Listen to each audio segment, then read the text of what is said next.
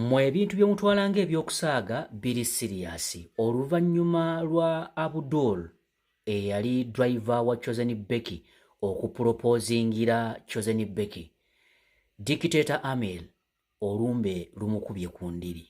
W'owulirira bino ng'ali mu ddwaliro afuna bujjanjabi. Twongere okusabira Dictator Amel. Naye ng'ensibuko yange okunyirira yombi. Ono omwami yansembeera busembeera ne ntandika okusumulukuka nti wetobwere oluvannyuma munnanga amawulire okubanga gayitingana nti Chosen Beki bamututte. Munnange ye Dictator Amel tebyagenze bulungi era nga kyamukubye wala nnyo okukakkana nga n'essaawa yakakati ali ku ndiri. Oyinza okwebuuza naye nga ebintu biyinza okubeera bingi lwaki ali ku ndiri. Kigambibwa mbu omwana mulenzi ono Ssekaggya eyatutte Beki ye Dictator Amel kennyini mbu eyamujja mu kyalo n'amuleeta n'amuwa omulimo, era omulimo ogwo okuba ng'avuga mukyala we Chosen Beki era nga bw'avuga ne Dictator Amel. Mbu tekyakomyawo, kigambibwa mbu bano abantu bonna beddira gumu era mbu oli mbabeera mwana wa ssenga w'ono Ssekaggya, mbu abeera mwana wa ssenga wa Dictator Amel. Mbu wengawulidde era munnange abagamanyi ennyo be batunnyonnyola era ebintu bino bingi nnyo. Mbu yali yabakwatako nadda nga yabasanga ne ebintu biwanvu. Nze nja kuba nga nkutwala process by process, omukyala yakyogera tunnyonnyoke era ng'abagamanyi nga bagatu. Ani atutte Chosen Beki ono? Abdul ajja atya okubeera nga ye ddereeva. Amiri bwe yali nnyonnyonyi nalaba nga azimazeeyo Dubai, America, Europe, Asia, nalaba nga zonna asobola okuteeka ku Instagram neeba nga etonnya mooli emyasamasa bweti asobola okubeera nga asobola okuattractinga abakazi abalala n'agitimba yonna Bulaaya. Nalaba nga ensi agimaze nga takyagala kuvuga mukazi we. Ndaba Amiri bw'agenda ajjayo omwana wa ssengaawe gwe bayita Abdul oyo amututte. Ono atutte Chosen Beki beddira gwe gumu ne Amiri. Babazika ku kijja kye kimu ne Amiri. Baluganda yamujja e Masuuliita okuvuga okubeera ng'avuga Chosen Beki kuba Amiri yali yafuuka mbusita. Olwo atambula n'abayimbi ba Eddie Kenzo, ba David Lutalo, takyagala kubeera ng'avuga mukazi we. Ng'agenda ayita omwana wa ssengaawe. Abdul ono amututte omuddugavu alinga akabiina k'omu Sudan. Gumulabya proposing. Omusajja oyo yali akola yali mu kyalo naye ng'omulimu gwe yali akola yali mukomazi. Omukomazi ono bamujja ku mirimu gye bamugamba jangu ovuge superstar. So sometimes ng'avuga Chosen Beki, sometimes wavuga Amiri. Bw'amala otuusa omuyimbi nga ne Amiri amuvuga jangu ntwaleko wano. Olwamutwala Waaruna kitooke kifansalira ina bulungi ogenda okumenya. Wano nno we magambira mwegendereze baddereeva. Kuba ddereeva abeera n'ebyama byekusufu nnyo eri bakama be bombiriri oba mukama we yaba abimanyi. Kuba yaba awulira amasimu, yaba amuvuga wano ne wali. Wegendereze guno omwaka gw'abayaaya. Bushoka abadde yaaya yafundikidde akutte enkota y'ettooke. Omulala abadde yaaya afundikidde yatutte omuyimbi. Ate omuyimbi who exactly knows the entire industry. Tutandise olwo.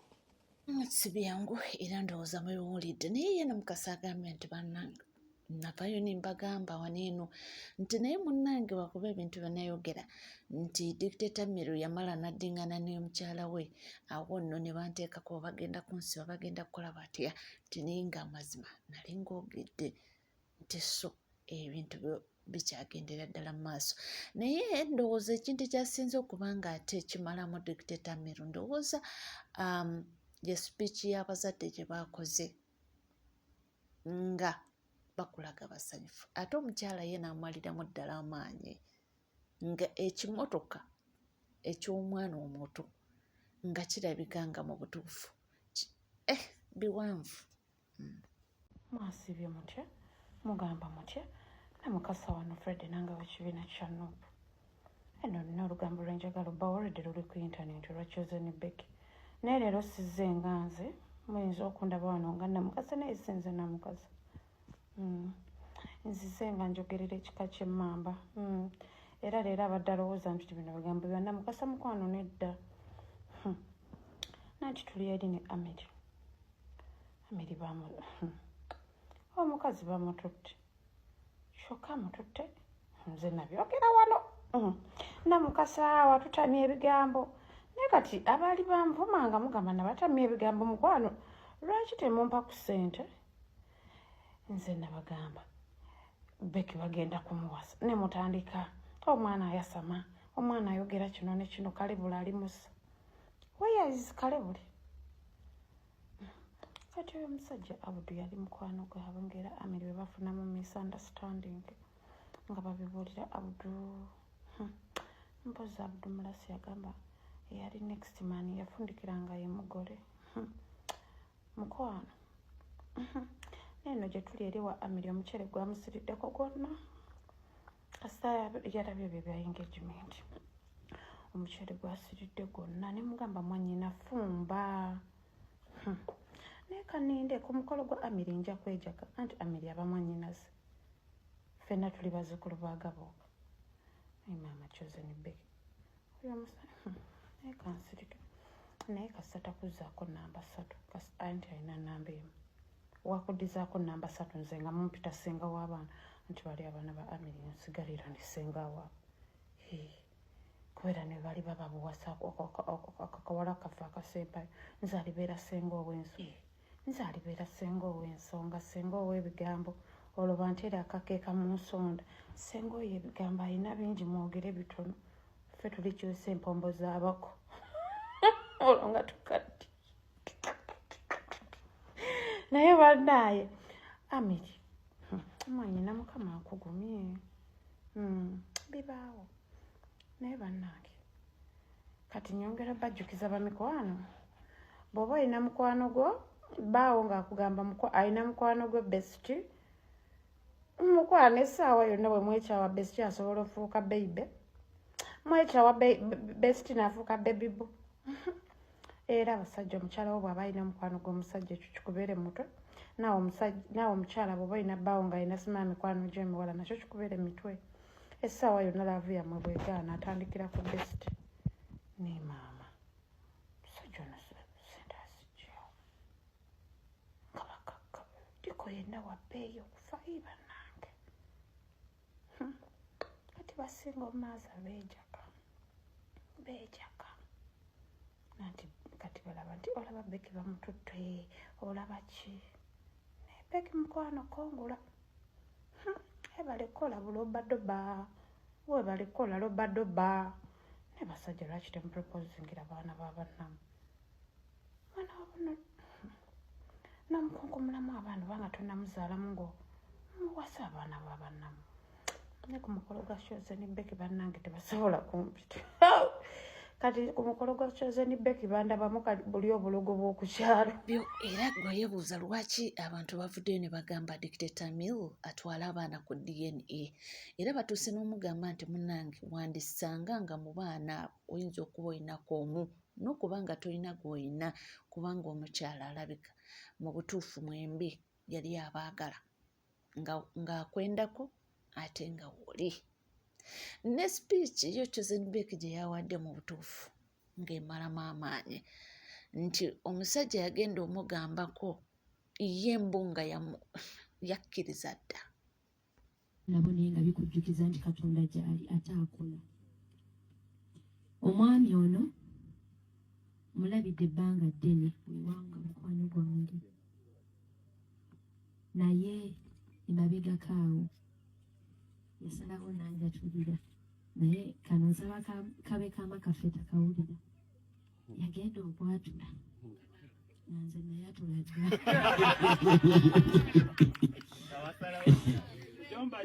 Omwami alina omutima omulungi. Era abakyala bonna kulwa mujomba.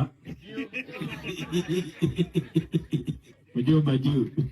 Sikati ya Becky mwa profesa eri Ju. omwami ono alina omutima omulungi ennyo era bannange nze simanyi oba leero kiki naye nze neewulira nga ndi mukyala Ssekajja.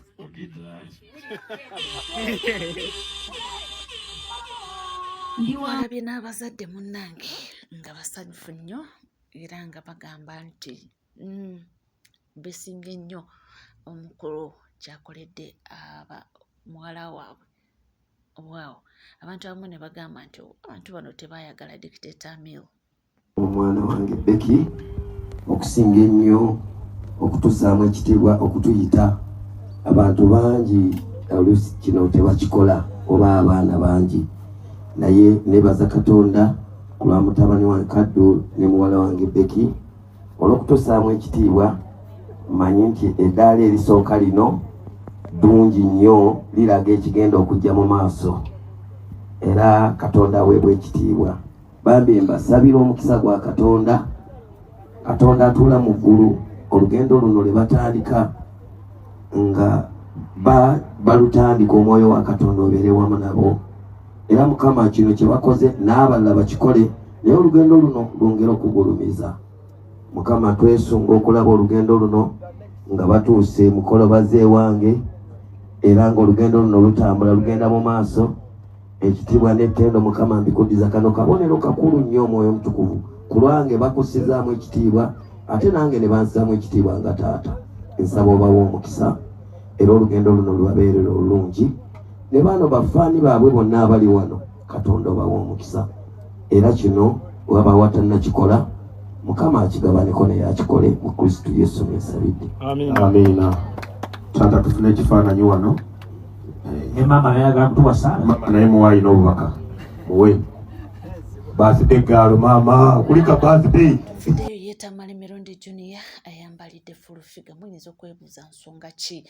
Ensonga juzi gye baali ku TV ne basinziira okwo ne bambalira omulangira Kasimu Nakibinge bamwogerera ebigambo kakati Junior naye avuddeyo okubanga abaanukula. Era full figure jo wankubidde nakugambye. Full figure weesonyewe abantu. Kino mbigamba nga muganda wo. Wavumye omulangira Nakibinge jjajja w'Obuyisiraamu. Ninga full figure gwe wandibadde avuma jjajja w'Obusiraamu. Full figure bwe weetunula mwawo wooli okikakasa oli ku level yemu ne jjajja w'Obusiraamu. Ye novuma omulangira Kasimu Nakibinge jjajja w'Obuyisiraamu. Man, full figure ogenze wala. You are going too far. Abantu abamu tebavumwa.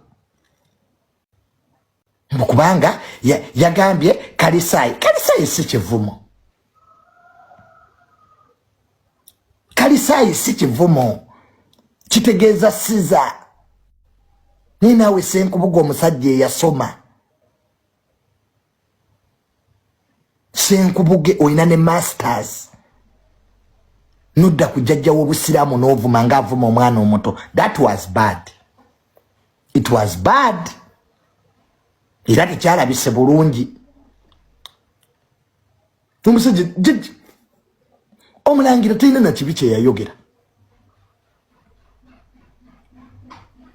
Yagamba bugambi nti ne baminisita ba Kalisayi ng'ategeeza ne baminisita ba Siza Kabaka afuga oluganda lwe lwabazibuwalira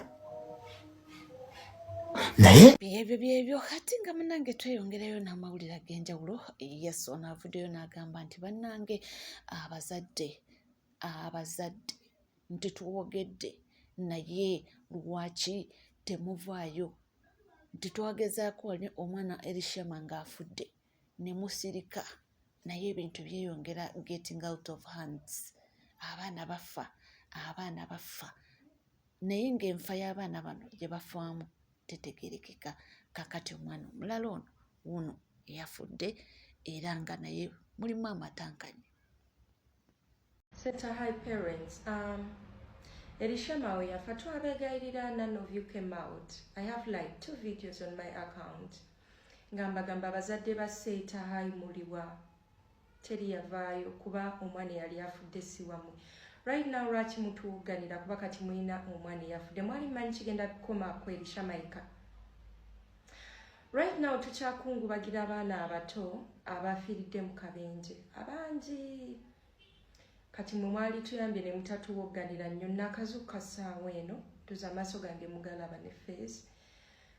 Ekize ku faipi yange bazadde baseetanga bawogana. Setayi mukono omwana waffe biki. Mwali wa ku Elishama nga twabayita muveeyo mukwatire wamu ne famire eyo. Mwaliwa. Why are you making noise now? Lwaki mutuwogganira? Mwali mumanya abamwe bali imoto. Tebasobola kufuba tebasobola kwatibwako. It's really sad that a young man lost his life. Si kirungi. Yeah. But again, when I think back, mwaliwa. Don't you all think singa mwabayo mwalino virayo osanga kineno singa tekyatuuseewo? I'm a Muslim and believe nti n'okufa kuli faradha, but osanga singa mwavaayo leero temwandibadde waneno nga mukaaba. Anyway, kanzireyo neebake kuba otyo tukyannuma, naye tukyakungubagira abaana abafiiridde mu kabenje. Abaseeta musooke mutulekemu cause ku Elishama mwenna mwasirika nga mugamba kasita si bammwe, and some of you could even come to my inbox ne munthreateninga. So yeah, kituufu amazima gali nti baasirika era tetwalaba muzadde yenna eyavaayo kubanga ayambako abazadde ba Elishama okubanga basaba justice. Musajja wattu kujja w'omwana oyo ye yafa n'abonaabona n'akola buli kimu bambi omwagendera n'obulamu obwa tica eyali agezaako kubanga ayambako. Kitalo nnyo era kitalo ddala nti omwana omulala afudde era nga mawulire si malungi yadde n'akamu. Nga tuvuddeyo waliwo pasita avuddeyo kubanga n'ayambalira Katikkiro Charles Peter Mayiga. Ye gyagamba mbu amwanukula. Mulowooza amwanukula ku ki bibino? Njagala kuddamu Katikkiro we muwulire. Nawulidde omubuulizi w'enjiri awo pasita ng'agamba nti mu Bayibuli temuli nti mwannyoko simuwasa. Mwamuwuliddeko? Yaneewuunyisizza ate bulijjo ndowooza nti oyo ye toyinza kuwasa wa kikaakyo. Yaba ne Bayibuli tagitegeera bulungi. Yaneewuunyisizza. Njagala kuddamu omukulu w'ekitiibwa Katikkiro. Mu kitiibwa kyo enjogera gye wakozesezza abaddemu okujeregajerega. Era nze nali manye nti bw'onoofuna ekifo ky'obwakatikkiro eby'okuvuma ojja kuba tokyavuma kubanga nakuwulirizanga nnyo si lwakuba nti nanyumirwanga naye nga ntundira Uganda nga bwetambula. Wavumanga pulezidenti nga tonafuuka Katikkiro. Era wamala okufuna ekifo ekyo n'okendeeza obadde ogenza okendeereza ddala. Naye bwe nawulidde olumba Dr. Sserwadda nange neepalirizibwa okuvaayo okuddamu.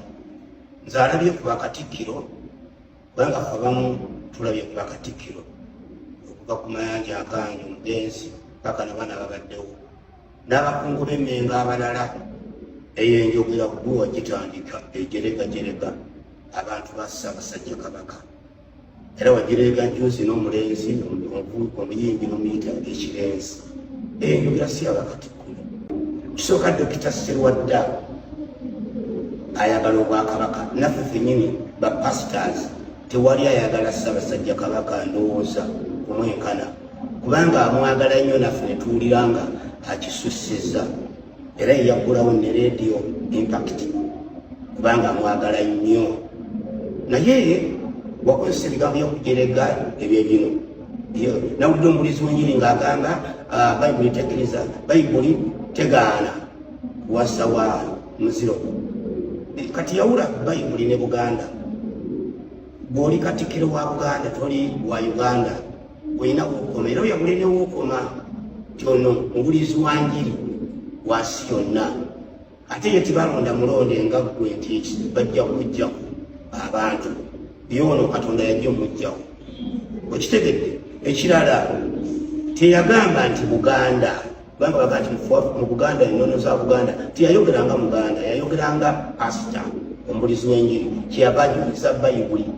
Singa yajuliza Buganda awo ffenna twali mugambye nti nedda kubanga si buli mupasita tyawagira okuwasa omuziro gwe era kirayogera abasumba abasinga tebakiwagira naye bwewakozesa enjogera egiregeete kusaana esaana bano abalenzirenzi abato bano abaana bano abanoonya emmere ya leero kati sigaza olutalo lwabali abalala abantu abakulembeze b'eddiini olw'ensonyi nkuwulira ng'oyingiridde ab'ekibuuliro oyingirira ab'ekampala mukadde toli mufiti wa uganda toli archbishop w'abalokole ebitayimuli ensonyiwe obeeko ow'okumanga okiwulidde kubanga ffe tukuwuliriza abamu tubeera nnyo mu byobufuzi tubibeeramu ne tubigoberedde okubeera ddala emyaka egy'edda nga ndowooza gwe tunabala kutandika kugoberera ffe twali bavubuka nga tuwakanya UPC ng'eyingidde mu muzikiti mu mwaka gwa 1997 ne tukiwakanya kakati nze nalonda mu 8 ffe twali tiimu lulatuuse yeffe yenze era nalonda kati njogera nga mmanyi kye bayita politics nkimanyi ne Uganda gibaddemu kendeeza olulimi olulwokozesa Katikkiro kendeeza olulimi olwo kabaka bwebweru kubanga oli musajja mukulu era entebe eyo musajja mukulu gikuume kubanga ekyogenda kubanga toli Katikkiro obirenga bano abasajja bamuliika basigaza ekitiibwa kyabwe bawanga buli munaddiini yenna wekitiibwa muliika bawanga munaddiini yenna ekitiibwa kye oba faaza oba pasita oba levirandi ba bishop wa sheekh sebo tubadde tukusaba obweyogera ku bino ebintu by'ekkanisa n'omuzikiti bigendeko mpola omanye bwokoma era omanye n'ebyewasoma toyinza gamba Dr. Serwadda mutamanyi bayibuli muwakanye ng'ojjayo kyawandiikibwa towakanya kuwakanya tukiyita wattuwe wakayima ne wangu wakayima ne wangu kyekintu kyoyogera nga tolina lunyiriri bino si ya wakayima ne wangu jayo olunyiriri ogambe nti tamanyi bayibuli egamba bweti okiwulidde mmanyawo ku masebo toli archbishop wa Uganda toli mufuti wa Uganda bakubye okomako manye nti wano bwenkomanga Katikkiro tetujja kuleka nakulaba nejjuuzi ng'olumbaganye bali mwezo wekitiibwa kubanga yafukamira Bobi Wine naye kati fe abagoberera ebyobufuzi kuva emyaka egy'emabega tuba tuvuunula mangu bali mwezo kyeyakola si ekipya ennyo kubanga ne Honale Munyanzi yakikola yafukamirako Pulezidenti Museveni ne omutabani wa Tamale emirundi ejjuuzi yayogera nga ali mu kamera afukamiridde Maama Kadaga era n'afukamira naye kino twakimanya olina obuzibu ne Bobi Wine ekirala kisoboka okuba ng'ogisikapeyiningira gundi oyagala kumusuula bali mwezo yala musuula mbulu ekyokusatu netumaliza nga tugamba nti engeri gyebyo byobufuzi kati nga bitinta oli wa muvunenti ebyo twafuna bintu bisatu ffe gye twali tuvuddeo ekyo netukireka nakyo naye mpadde okusabulira kwekwekanya mu Buganda oyisaawo ebintu NCK TV teweerabira kubanga osubscribinga ringinga that notification bell sharinga likinga ebisigadde nkomo nabyo tova